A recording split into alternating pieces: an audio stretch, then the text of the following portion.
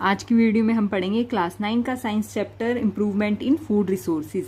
इसका हमने first part पढ़ लिया था जिसमें हमने पढ़ा था इम्प्रूवमेंट इन क्रॉप यील्ड्स। अब हम पढ़ेंगे सेकंड पार्ट जिसमें हम पढ़ेंगे एनिमल हस्बेंड्री। अब देखो एनिमल हस्बेंड्री क्या होता है। जितना भी जो एनिमल लाइफ स्टॉक है उसको साइंटिफिक वे से मैनेज करना ही एनिमल हस्बेंड्री कहलाता है। ठीक है, देखो साइंटिफिक मैनेजमेंट में आता है एनिमल्स की feeding, breeding and disease control. देखो जो एनिमल फार्मिंग है उसमें इंक्लूड होता है cattle farming, poultry farming, fish farming, bee keeping. अभी हम इन सभी को वन बाय वन पढ़ेंगे। फर्स्ट है कैटल फार्मिंग। जो कैटल फार्मिंग है मेनली दो पर्पस के लिए की जाती है, जिसमें फर्स्ट है मिल्क प्रोडक्शन, दूसरा जो एग्रीकल्चर वर्क के लिए ड्राफ्ट लेबर की जरूरत होती है उसके लिए भी कैटल फार्मिंग की जाती है। यहाँ देखो जो इंडियन कैटल है वो मेनली दो डिफरेंट स्पीसीज से बिलोंग करते हैं। वो दो स्पीसीज हैं बोस इंडिकस, ये स्पीसीज काऊ की है। सेकंड स्पीसीज है बोस बबलिस जो कि बफलो की स्पीसीज है। अब देखो जो कैटल फीमेल्स मिल्क प्रोड्यूस करती हैं उन्हें बोलते हैं मिल्च एनिमल्स, इन्हें डेयरी एनिमल्स भी बोलते हैं। जबकि जो कैटल मेल फार्म में लेबर के लिए यूज किए जाते हैं उन्हें बोलते हैं ड्राफ्ट एनिमल्स। यहाँ देखो जब काफ का बर्थ होता है तो जो कैटल फीमेल है उसमें मिल्क प्रोड्यूस होना स्टार्ट हो जाता है। ठीक है, तो इस पीरियड को बोलते हैं पीरियड ऑफ मिल्क प्रोडक्शन या फिर लैक्टेशन पीरियड। अब देखो मिल्क प्रोडक्शन को इंक्रीज किया जा सकता है बाय इंक्रीजिंग लैक्टेशन पीरियड। अगर लैक्टेशन पीरियड इंक्रीज हो जाएगा तो जो मिल्क का प्रोडक्शन है वो भी इंक्रीज हो जाएगा। देखो अभी हम बात कर रहे हैं ना कि अगर लैक्टेशन पीरियड इंक्रीज होगा तो मिल्क प्रोडक्शन भी इंक्रीज होगा। अब लैक्टेशन पीरियड को कैसे इंक्रीज किया जाए, यहाँ पर देखो दो ब्रीड्स हैं। एक है एक्सोटिक फॉरेन ब्रीड्स, इसमें आती हैं Jersey and brown Swiss. Second breed है लोकल ब्रीड्स, इसमें आती है रेड सिंधी एंड साहिवाल। दोनों में इंपॉर्टेंट करेक्टर्स हैं। जो एक्सोटिक फॉरेन ब्रीड्स हैं इसका जो इंपॉर्टेंट करेक्टर है वो ये है कि इनका जो लैक्टेशन पीरियड है काफ़ी लॉन्ग होता है। जबकि जो लोकल ब्रीड्स है इसका इंपॉर्टेंट करेक्टर ये है कि ये डिजीज को रेजिस्ट करती हैं। ठीक है, अब हमें एक ऐसी ब्रीड चाहिए जिसमें ये दोनों करेक्टर हों। इसके लिए इन दोनों ब्रीड्स की क्रॉसिंग करवाई गई। जब क्रॉसिंग करवाई गई तो एक नई ब्रीड आई जिसमें ये दोनों ही क्वालिटीज़ हैं। मतलब जो नई ब्रीड है उसमें लैक्टेशन पीरियड काफ़ी लंबा है और वो डिजीज़ को रेजिस्ट भी करती हैं। ठीक है, तो अगर जो नई ब्रीड में लैक्टेशन पीरियड लंबा है तो उसमें मिल्क प्रोडक्शन भी ज़्यादा होगा। नेक्स्ट हम पढ़ेंगे मैनेजमेंट। देखो जो काउज एंड बफलोज हैं उनको किस तरह से साइंटिफिक वे से मैनेज किया जाता है, अब हम ये पढ़ेंगे। जो farm labour cows and buffaloes हैं या फिर जो milk producing cows and buffaloes हैं इन्हें प्रॉपर क्लीनिंग की जरूरत होती है, प्रॉपर शेल्टर की जरूरत होती है। सेकंड पॉइंट है एनिमल्स की बॉडी की रेगुलर ब्रशिंग होनी चाहिए। उनके ऊपर जो लूज हेयर होते हैं या फिर जो डर्ट होती है वो रेगुलर ब्रशिंग से रिमूव हो जाती है। फिफ्थ पॉइंट है food requirements of dairy animals. देखो जो बॉडी है उसकी मेंटेनेंस के लिए फूड की रिक्वायरमेंट अलग होती है, जबकि जो मिल्क प्रोड्यूसिंग रिक्वायरमेंट है वो अलग होती है। तो बॉडी की मेंटेनेंस के लिए, एक हेल्दी लाइफ के लिए फूड अकॉर्डिंगली दिया जाना चाहिए। उसी तरह से जो एनिमल्स मिल्क प्रोड्यूस कर रहे हैं उनमें लैक्टेशन पीरियड के अकॉर्डिंग उन्हें फूड दिया जाना चाहिए। अब देखो जो एनिमल फूड है उसमें आता है रफेज एंड कंसंट्रेट्स। रफेज में लार्ज फाइबर्स होते हैं जबकि जो कंसंट्रेट्स है उसमें फाइबर का अमाउंट बहुत कम होता है लेकिन प्रोटीन्स एंड दूसरे न्यूट्रिएंट्स का लेवल बहुत ज़्यादा होता है। ठीक है, सेवंथ पॉइंट है कैटल्स में बहुत सारी डिजीज होती हैं जिसकी वजह से उनकी डेथ भी हो जाती है या फिर उनमें जो मिल्क प्रोडक्शन है वो रिड्यूस हो जाता है। ठीक है, अब जो कैटल पैरासाइट है वो दो टाइप के होते हैं, external parasites and internal parasites. जो एक्सटर्नल पैरासाइट्स हैं वो कैटल की स्किन में रहते हैं और उनमें बहुत सारी स्किन डिजीज कॉज कर देते हैं। जबकि जो इंटरनल पैरासाइट है वो कैटल की बॉडी के अंदर रहते हैं। जैसे जो वॉर्म्स हैं वो कैटल के स्टमक एंड इंटेस्टाइन को अफेक्ट करते हैं, जबकि जो फ्लूक्स हैं वो कैटल के लीवर को डैमेज करते हैं। तो जो फार्मर एनिमल फार्मिंग कर रहे हैं उनको ये चाहिए कि वो अपने एनिमल्स को टाइम टू टाइम डॉक्टर से चेक करवाते रहें ताकि अगर कैटल्स में किसी तरह की कोई डिजीज होती है तो वो टाइम से सही हो सके। देखो नेक्स्ट पॉइंट है बहुत सारी इन्फेक्शियस डिजीजेज होती हैं कैटल्स में जो कि बैक्टीरिया एंड वायरसेस से होती हैं। तो बैक्टीरिया एंड वायरसेस से बचने के लिए एक प्रॉपर वैक्सीनेशन होनी चाहिए एनिमल्स की, जो कि इनमें वायरल एंड बैक्टीरियल डिजीज ना होने दें। नेक्स्ट हम पढ़ेंगे पोल्ट्री फार्मिंग। देखो जो पोल्ट्री फार्मिंग है उसमें डोमेस्टिक फाउल की फार्मिंग की जाती है ताकि ज़्यादा से ज़्यादा एग एंड चिकन मीट का प्रोडक्शन हो सके। अब देखो पोल्ट्री फार्मिंग में जो इम्प्रूव्ड पोल्ट्री ब्रीड्स है उनको डेवलप किया जाता है ताकि एग लेयर्स प्रोड्यूस हो सके एंड ब्रॉयलर्स प्रोड्यूस हो सके चिकन मीट के लिए। देखो अभी हम बात कर रहे हैं कि जो पोल्ट्री फार्मिंग है उसके अंदर इम्प्रूव्ड पोल्ट्री ब्रीड्स डेवलप की जाती हैं। किस तरह से डेवलप की जाती है ब्रीड?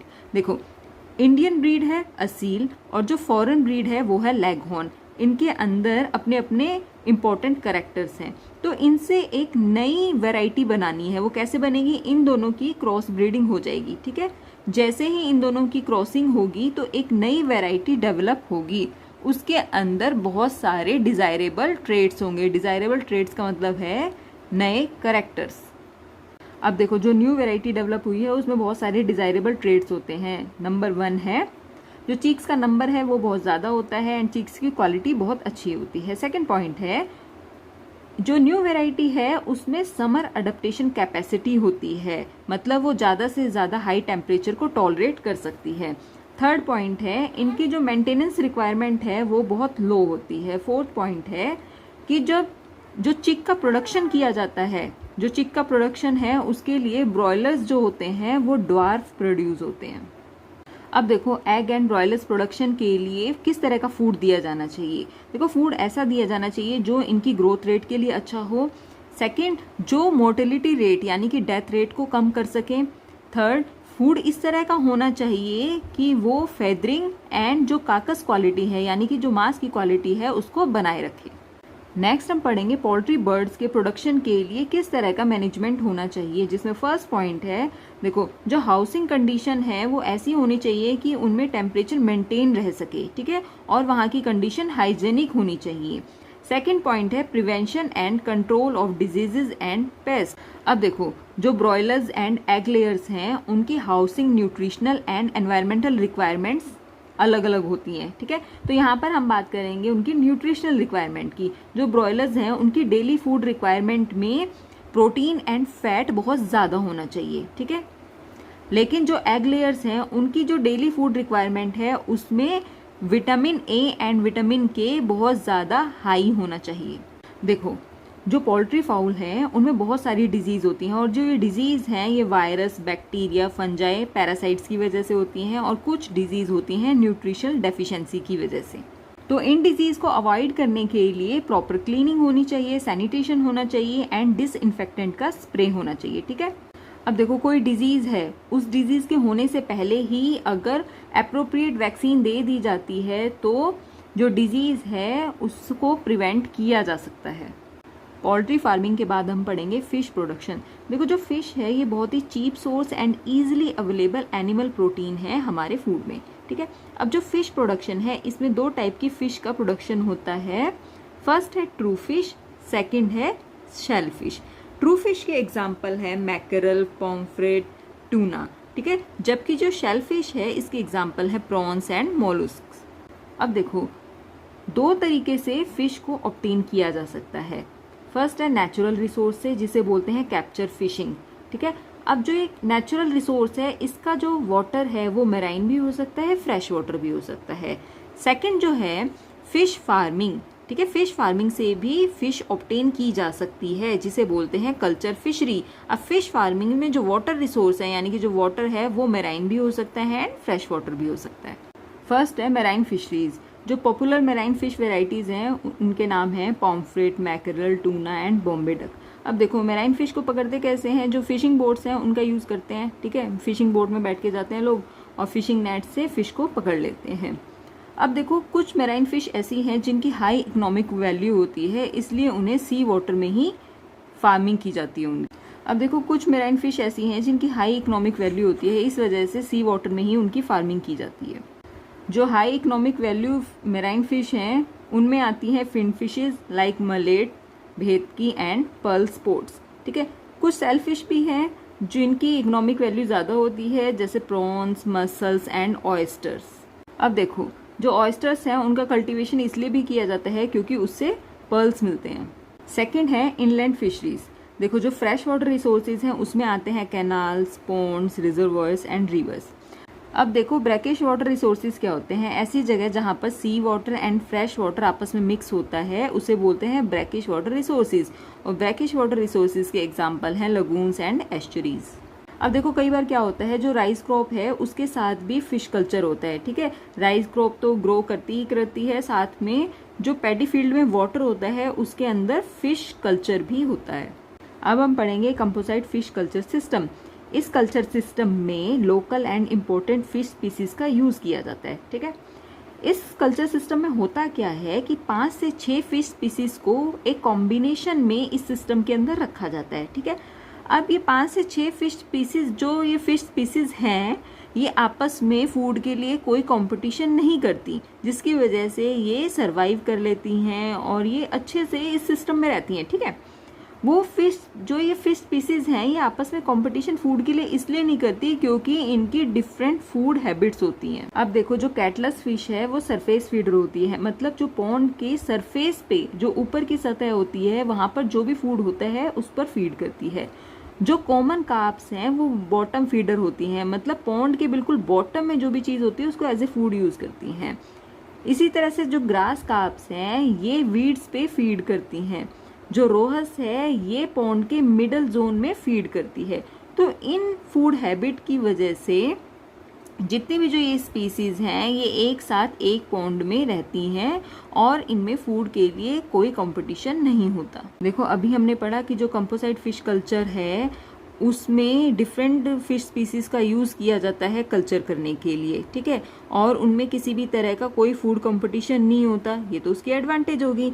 लेकिन इस कंपोजिट फिश कल्चर की एक डिसएडवांटेज भी है। डिसएडवांटेज ये है कि जो इस फिश कल्चर में फिश यूज की जाती है ना डिफरेंट स्पीसीज की, ठीक है, उनका जो ब्रीडिंग सीजन है वो सेम ही होता है। सबका ब्रीडिंग सीजन मॉनसून होता है, जिसकी वजह से जो फिश सीड हैं वो आपस में मिक्स हो जाते हैं और गुड क्वालिटी के जो फिश सीड हैं वो अवेलेबल नहीं हो पाते। अब देखो जो फिश सीड का मतलब ये है जो छोटी छोटी फिश होती है ना, बिल्कुल छोटी छोटी सी, मतलब फिश के बच्चे मान लो छोटे छोटे से, उन्हें बोलते हैं फिश सीड, ठीक है। वो आपस में मिक्स हो जाते हैं सभी स्पीसीज के और जो गुड क्वालिटी के फिश सीड हैं वो अवेलेबल नहीं हो पाते। अब देखो कंपोजिट फिश कल्चर में ये प्रॉब्लम आती है कि सभी फिश स्पीसीज के जो फिश सीड हैं आपस में मिक्स हो जाते हैं, जिसकी वजह से गुड क्वालिटी के फिश सीड अवेलेबल नहीं हो पाते।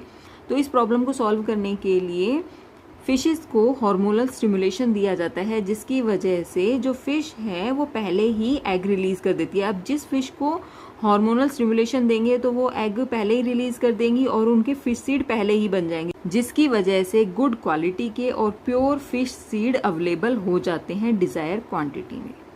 नेक्स्ट हम पढ़ेंगे बी कीपिंग। देखो जो हनी है उसे वर्ल्ड वाइड यूज किया जाता है और बी कीपिंग की जाती है हनी बनाने के लिए, ठीक है। अब जो बी कीपिंग है उसके लिए लो इन्वेस्टमेंट की ज़रूरत होती है और फार्मर्स इसे एडिशनल इनकम जनरेट करने के लिए यूज़ करते हैं। अब देखो कमर्शियल हनी प्रोडक्शन के लिए जो लोकल वैरायटीज़ हैं बी की वो हैं एपिस सेरेना इंडिका जिसे इंडियन बी भी बोलते हैं, एपिस डोरसेटा जिसे रॉक बी बोलते हैं एंड एपिस फ्लोरे जिसे बोलते हैं लिटिल बी। देखो लोकल वैरायटीज ऑफ बीज का तो यूज किया ही जाता है हनी प्रोडक्शन के लिए। इसके अलावा एक इटालियन बी होती है जिसका जूलॉजिकल नेम है एपिस मेलिफेरा।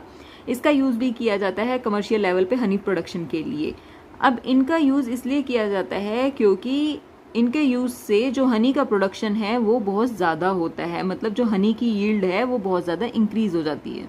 अब देखो जो इटालियन बीज हैं उनमें ऐसे क्या कैरेक्टर होते हैं जिसकी वजह से उनका यूज कमर्शियल लेवल पे हनी प्रोडक्शन के लिए किया जाता है। तो इसके कैरेक्टर हैं कि जो इटालियन बीज हैं उनकी हाई हनी कलेक्शन कैपेसिटी होती है, ठीक है। सेकंड पॉइंट है दे स्टिंग समवट लेस, ठीक है। थर्ड पॉइंट है कि जो ये इटालियन बीज हैं वो बी हाइव के अंदर ही रहती हैं, जिस बी हाइव में उनको रखा जाता है स्टार्टिंग से उसी के अंदर ही रहती हैं काफ़ी लॉन्ग पीरियड के लिए और वहीं पर ही ब्रीड करती हैं। नेक्स्ट हम पढ़ेंगे कि हनी की क्वालिटी किन फैक्टर्स पे डिपेंड करती है, जिसमें फर्स्ट है कि जो फ्लावर अवेलेबल है हनी बी के लिए उसका नेक्टर कैसा है, उनका पोलन कलेक्शन कैसा है, ठीक है। सेकेंड है पोस्टरेज। थर्ड पॉइंट है फ्लावर पे ही डिपेंड करता है कि हनी का टेस्ट कैसा होगा। तो ये सभी फैक्टर है जिस पे डिपेंड करता है कि हनी की क्वालिटी कैसी होगी।